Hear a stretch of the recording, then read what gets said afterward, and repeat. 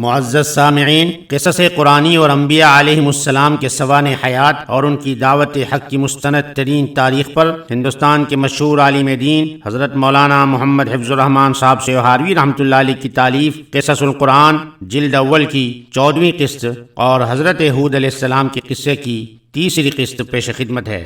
بسم اللہ الرحمن الرحیم۔ كذبت عاد المرسلين إذ قال لهم أخوهم هود ألا تتقون إني لكم رسول أمين فاتقوا الله وأطيعون وما أسألكم عليه من أجر إن أجري إلا على رب العالمين أتبنون بكل ريع آية تعبثون وتتخذون مصانع لعلكم تخلدون وإذا بطشتم جبارين فاتقوا الله وأطيعون واتقوا الذي أمدكم بما تعلمون أمدكم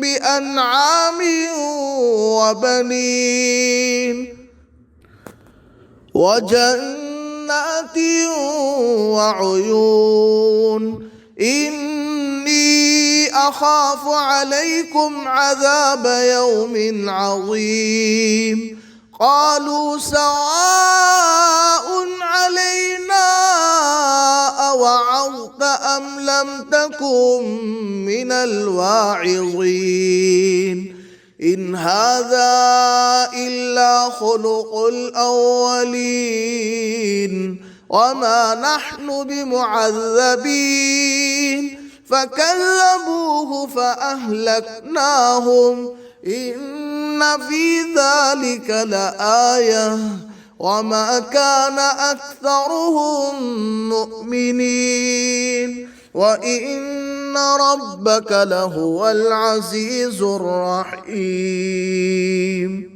عاد نے اللہ کے پیغام لانے والوں کو جھٹلایا جب ان کے بھائی ہود علیہ السلام نے ان کو کہا، کیا تم کو خدا کا ڈر نہیں؟ میں تمہارے پاس پیغام لانے والا معتبر ہوں، سو ڈرو اللہ سے اور میرا کہا مانو، اور نہیں مانگتا میں تم سے اس پر بدلہ، میرا بدلہ اس جہان کے مالک پر ہے۔ کیا بناتے ہو تم ہر اونچی زمین پر ایک نشان کھیلنے کو، اور بناتے ہو کاریگریاں، شاید تم ہمیشہ رہو گے، اور جب ہاتھ ڈالتے ہو تو ظلم کا پنجہ ہی مارتے ہو، سو ڈرو اللہ سے اور میرا کہا مانو، اور ڈرو اس سے جس نے تم کو پہنچائی وہ چیزیں جو تم جانتے ہو، پہنچائے تم کو چوپائے اور بیٹے اور باغ اور چشمے۔ میں ڈرتا ہوں تم پر ایک بڑے دن کی آفت سے۔ وہ بولے، ہم کو برابر ہے تو نصیحت کرے یا نہ کرے، اور کچھ نہیں ہے یہ باتیں مگر عادت ہے اگلے لوگوں کی، اور ہم پر آفت آنے والی نہیں۔ پھر اس کو جھٹلانے لگے، تب ہم نے ان کو غارت کر دیا۔ اس بات میں البتہ نشانی ہے، اور ان میں بہت لوگ ماننے والے نہیں تھے، اور تیرا رب وہی ہے زبردست رحم والا۔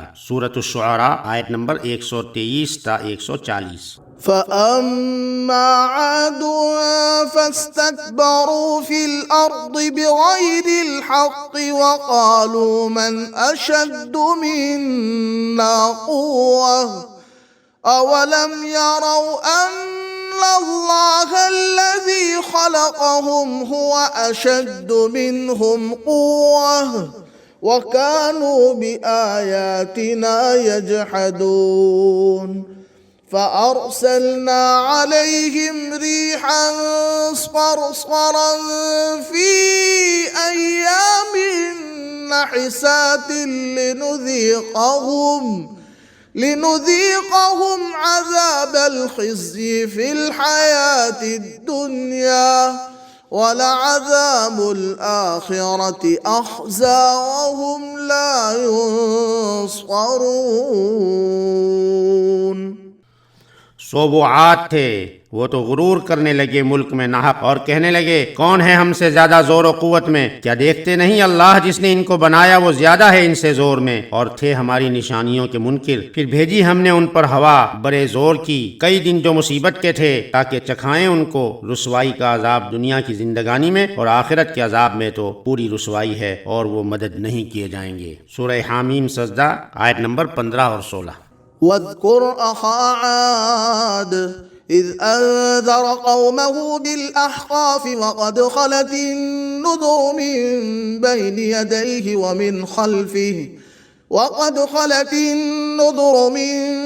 يديه ومن خلفه ألا تعبدوا إلا الله إني أخاف عليكم عذاب يوم عظيم قالوا أجئتنا لتأفكنا عن آلهتنا فأتنا بما تعدنا إن كنت من الصادقين قال إنما العلم عند الله وأبلغكم ما أرسلت به ولكني أراكم قوما تجهلون فلما رأوه عارضا مستقبل أوديتهم قالوا هذا عارض ممطرنا بل هو ما استعجلتم به ريح فيها عذاب أليم تدمر كل شيء بأمر ربها فأصبحوا لا يرى إلا مساكنهم كذلك نجزي القوم المجرمين ولقد مكناهم في ماء مكناكم فيه وجعلنا لهم سمعا وأبصارا وأفئدة فما أغنى عنهم سمعهم ولا أبصارهم ولا أفئدتهم من شيء إذ كانوا يجحدون بآيات الله وحاق بهم ما كانوا به يستهزئون۔ اور یاد کر عاد کے بھائی کو جب ڈرایا اس نے اپنی قوم کو احقاف میں، اور گزر چکے تھے ڈرانے والے اس کے سامنے سے اور پیچھے سے، یہ کہتے ہوئے کہ بندگی نہ کرو کسی کی اللہ کے سوائے، میں ڈرتا ہوں تم پر آفت سے ایک بڑے دن کی۔ بولے کیا تو آیا ہمارے پاس کہ پھیر دے ہم کو ہمارے معبودوں سے؟ سو لے آ ہم پر جو وعدہ کرتا ہے اگر ہے تو سچا۔ کہا یہ خبر تو اللہ ہی کو ہے، اور میں تو پہنچا دیتا ہوں جو کچھ بھیج دیتا ہے میرے ساتھ، لیکن میں دیکھتا ہوں کہ تم لوگ نافرمانی کرتے ہو۔ پھر جب دیکھا اس عذاب کے ابر کو سامنے آیا ہوا اپنی وادیوں کے، بولے یہ ابر ہے، یعنی یہ بادل ہے، ہمارے اوپر برسے گا، کوئی نہیں، یہ تو وہ چیز ہے جس کی تم جلدی کرتے تھے، ہوا ہے جس میں عذاب ہے دردناک، اکھاڑ پھینکے ہر چیز کو اپنے رب کے حکم سے۔ پھر کل کے دن رہ گئے کہ کوئی نظر نہیں آتا تھا سوائے ان کے گھروں کے۔ یوں ہم سزا دیتے ہیں گنہگار لوگوں کو، اور ہم نے مقدور دیا تھا ان کو ان چیزوں کا جن کا تم کو مقدور نہیں دیا، اور ہم نے ان کو دیے تھے کان اور آنکھیں اور دل، پھر کام نہ آئے کان ان کے اور نہ آنکھیں ان کی اور نہ دل ان کے کسی چیز میں، اس لیے کہ منکر ہوتے تھے اللہ کی باتوں سے اور الٹ پڑی ان پر جس بات سے وہ ٹھٹھا یعنی مذاق کرتے تھے۔ سورہ احقاف آیت نمبر 21 تا 26۔ وفي عاد إذ أرسلنا عليهم الريح العقيم ما تذر من شيء أتت عليه إلا جعلته كالرميم۔ اور قوم عاد کے ہلاک ہونے میں بھی قدرت خدا کی بہترین نشانیاں ہیں۔ جب ہم نے ان پر ایک منحوس آندھی چلائی، جس چیز سے ہو کر گزرتی تھی اس کو بوسیدہ ہڈی کی طرح چوڑا کیے بدون نہ چھوڑتی تھی۔ سورۃ الذاریات۔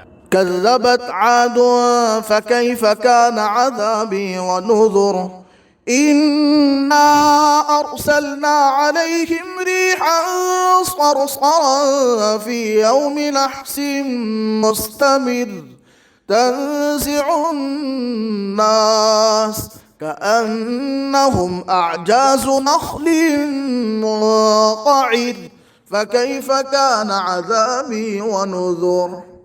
جتلایا عاد نے، پھر کیسا ہوا میرا عذاب اور میرا کھرکھرانا۔ ہم نے بھیجی ان پر ہوا تند ایک نحوست کے دن جو ٹلنے والی نہ تھی، اکھاڑ پھینکا لوگوں کو گویا وہ جڑیں ہیں کھجور کی اکھڑی پڑی۔ پھر کیسا رہا میرا عذاب اور میرا کھرکھرانا۔ سورۃ القمر۔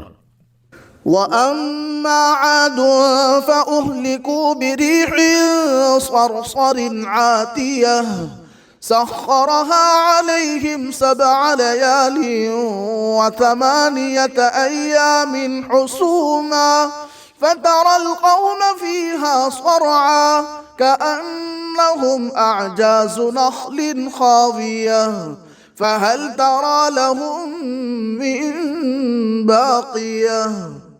اور وہ جو عاد تھے سو برابر ہوئے ٹھنڈی سناٹے کی ہوا سے کہ نکلی جائے ہاتھوں سے، مقرر کر دیا ان کو ان پر 7 رات اور 8 دن لگاتار۔ پھر تو دیکھے کہ وہ لوگ اس میں بچھڑ گئے گویا وہ جڑیں ہیں کھجور کی۔ پھر تو دیکھتا ہے کوئی ان میں کا بچا۔ سورۃ الحاقہ۔ أَلَمْ تَرَ كَيْفَ فَعَلَ رَبُّكَ بِعَادٍ إِرَمَ ذَاتِ الْعِمَادِ التي لم يخلق مثلها في البلاد۔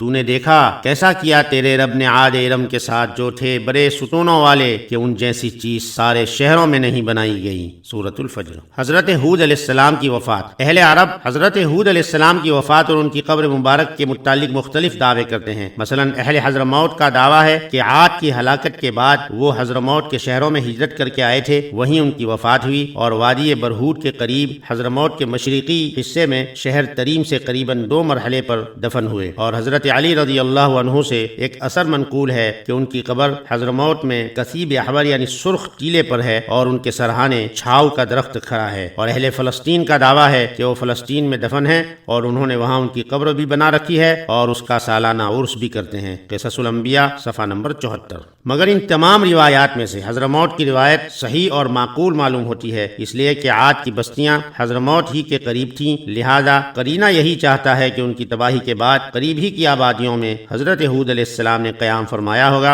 اور وہیں پیغام اجل کو لبیک کہا، اور وہ یہی حضرموت کا مقام ہے۔ چند عبرتیں علاوہ اس خاص عبرت کے جس کا ذکر اس طویل واقعے میں ہو چکا ہے، یہ چند عبرتیں بھی قابل توجہ اور نظر التفات کے لائق ہیں۔ نمبر 1، جو شخص قوم عاد کے واقعے کو پڑھتا ہے اس کی آنکھوں کے سامنے حضرت ہود علیہ السلام کی ایک ایسی ہستی کا تصور آ جاتا ہے جو وقار اور متانت کا مکمل مجسمہ ہے اور شرافت و نجابت چہرے سے عیاں۔ جو کچھ کہتا ہے پہلے اس کو وزن کر لیتا ہے کہ اس کا انجام نیک ہے یا بد۔ قوم کی درستی، تمسخر و استہزاء کا جواب ضبط و صبر سے دیتا اور پھر بھی ان کی بھلائی کا جویاں نظر آتا ہے۔ اخلاص اور حسن نیت اس کی پیشانی سے عیاں ہے۔ اس کی قوم کہتی ہے إِنَّا لَنَرَاكَ فِي سَفَاهَةٍ وَإِنَّا لَنَظُنُّكَ مِنَ الْكَاذِبِينَ۔ بے شک ہم تجھ کو بے وقوف پاتے ہیں اور بے شک ہم تجھ کو جھوٹوں میں شمار کرتے ہیں، مگر وہ اس کا جواب دیتا ہے یا قوم لیس بی سفاہۃ ولکنی رسول من رب العالمین ابلغکم رسالات ربی وانا لکم ناصح امین۔ اے قوم، میں بے وقوف نہیں ہوں، البتہ میں جہانوں کے پروردگار کی جانب سے رسول ہوں، تم تک اپنے پروردگار کے پیغامات پہنچاتا ہوں اور میں تمہارے لیے امانت دار خیر خواہ ہوں۔ یہ سوال و جواب ہم کو توجہ دلاتے ہیں کہ خدا کے برگزیدہ انسان جب کسی کی نیک خواہی یا خیر خواہی کرتے اور کجرووں کی کجی کو سیدھا کرنے کے لیے نصیحت فرماتے ہیں تو کور چشموں اور بدباطنوں کی ہرزہ سرائی، تمسخر و تحقیر کی پرواہ نہیں کرتے، دلگیر ہو کر، رنجیدہ ہو کر امر حق سے منہ نہیں موڑتے، ناراض ہو کر خیر خواہی اور نصیحت کوشی کو نہیں چھوڑتے، اور بلندی اور اخلاق اور نرمی اور مہربانی کے ساتھ روحانی مریضوں کے علاج میں مشغول رہتے ہیں، اور ان کی ان تمام خصوصیات میں نمایاں امتیاز یہ ہوتا ہے کہ وہ اپنی اس نصیحت و نیک خواہی کے لیے قوم سے مطلق کسی قسم کے نفع کے خواہش مند نہیں ہوتے، اور ان کی زندگی بدلہ اور عوض سے یکسر بلند و برتر ہوتی ہے۔ وما أسألكم عليه من أجر إن أجري إلا على رب العالمين۔ اور میں تم سے اس نصیحت پر اجرت نہیں مانگتا، میرا اجر تو صرف اللہ کے ذمے ہے اور بس۔ 2، حضرت ہود علیہ السلام نے لطف و مہربانی کے ساتھ اپنی قوم کو خدا کی وحدانیت پر ایمان لانے کی ترغیب دی، اس کی لازوال نعمتوں کو یاد دلایا اور آئندہ کے لیے وعدہ کیا، مگر بدبخت قوم نے کسی طرح مان کر نہ دیا۔ اس کا سب سے بڑا سبب وہ جاہلانہ عقیدہ تھا کہ باپ دادا کی ریت و رسم اور ان کے خود ساختہ اصنام کی قہرمانیت کے خلاف جو شخص بھی آواز اٹھائے گا وہ ان بتوں کی پھٹکار میں آ جائے گا۔ یہ مہلک عقیدہ جن قوموں کے اندر اپنے جراثیم پیدا کر دیتا ہے، ان قوموں کا اپنے مصلح اور اپنے نبی و پیغمبر کے ساتھ وہی سلوک ہوتا ہے جو قوم ہود اور قوم نوح کے تذکروں میں نظر آتا ہے۔ اپنے مصلحین اور انبیاء صادقین کے خلاف قوموں کا بغض و عناد اسی ایک عقیدے پر مبنی رہا ہے کہ ہمارے باپ دادا کی ریت و رسم اور ان کے خود ساختہ اصنام کی قہرمانیت کے خلاف کیوں کچھ کہا جاتا۔ یونان کے مشہور حکیم سقراط کو زہر کا پیالہ اسی لیے پینا پڑا کہ وہ اپنی قوم کے معبودان باطل کی قہرمانیت کا کیوں انکار کرتا اور ان کو کس لیے ان کے غلبے اور اقتدار کا مخالف بتاتا ہے۔ بس یہ درسومہ اقوام کی روحانی زندگی کے لیے ہمیشہ تباہ کن اور ان کی فلاح و سعادت ابدی کے لیے ہلاکت آفریں رہا ہے۔ 3، حضرت ہود علیہ السلام اور دیگر انبیاء علیہم الصلاۃ والسلام کی یہ سنت بہترین اسوہ ہے کہ تبلیغ اور پیغام حق کی راہ میں بدی کا بدلہ نیکی سے دیا جائے اور تلخی کا جواب شیریں کلامی سے پورا کیا جائے۔ البتہ مبلغ ان کی بدکرداری اور مسلسل سرکشی پر اللہ کے بنائے ہوئے قانون جزائے عمل یا پاداش عمل کو ضرور یاد دلائے اور آنے والے انجام بد پر یقیناً ان کو تنبیہ کرے، اور یہ حقیقت بار بار سامنے لائے کہ جب کوئی قوم اپنی اجتماعی سرکشی، ظلم اور بغاوت پر آمادہ ہو جاتی اور اس پر پہم اصرار کرتی ہے تو پھر خدا تعالیٰ کا قہر و غضب اس کو صفحہ عالم سے مٹا دیا کرتا ہے اور اس کی جگہ دوسری قوم لے لیتی ہے۔ چنانچہ قوم نوح اور قوم ہود اس کی عبرت زا مثالیں ہیں۔ اگر آپ نے ابھی تک چینل کو سبسکرائب نہیں کیا ہے تو سبسکرائب کر لیں، بیل آئیکن پریس کر لیں تاکہ جو ہی کتاب کی اگلی قسط اپلوڈ ہو تو نوٹیفیکیشن کے ذریعے آپ کو فوراً اطلاع پہنچ سکے۔ ہماری یہ کاوش لائق ستائش لگے تو لائک، کوئی تجویز ہو تو کمنٹ، اور مفید لگے تو اسے اپنے متعلقین میں شیئر بھی ضرور کر لیا کریں۔ کتاب کے اگلے حصے میں حضرت صالح علیہ السلام اور قوم سمود کے حالات کے ساتھ انشاءاللہ پھر ملیں گے۔ تب تک کے لیے اجازت دیجیے، والسلام علیکم ورحمۃ اللہ وبرکاتہ۔